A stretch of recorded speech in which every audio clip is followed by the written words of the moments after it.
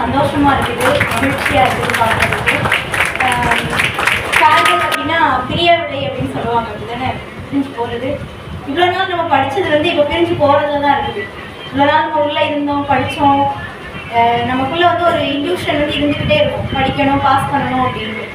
வெளியில் போனதுக்கப்புறமும் நமக்குள்ளே தோணுது பார்த்தீங்களா, அதுதான் நம்மளை வந்து பாஸ் பண்ணி வாழ்க்கையில் வந்து முன்னேற வைக்கும். உள்ளே இருக்கிற வரைக்கும் படித்தா மட்டும் பத்தாது, நம்ம வெளியில் போகிறப்ப தான் நம்மளுடைய டேலண்ட்டை வந்து நம்ம வந்து காட்டணும்.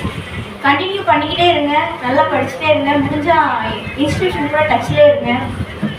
உங்களுடைய விடாமுயற்சியை விட்டுறாதீங்க. சார் சொல்கிற மாதிரி ஒரு எக்ஸாம் போயிடுச்சுன்னா அப்படியே மனசு கலந்து வேறு வழி பார்த்து போயிடக்கூடாது.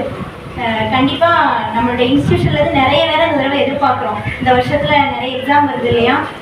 TET, TRB, group 1, group 4, group 2 எல்லாமே வருது. நம்ம இன்ஸ்டியூஷன்லேருந்து நிறைய பேரை எதிர்பார்க்குறோம். வெளியில் பேனரில் எல்லாருடைய ஃபோட்டோஸும் வரும்னு எதிர்பார்க்குறோம். ஓகேவா?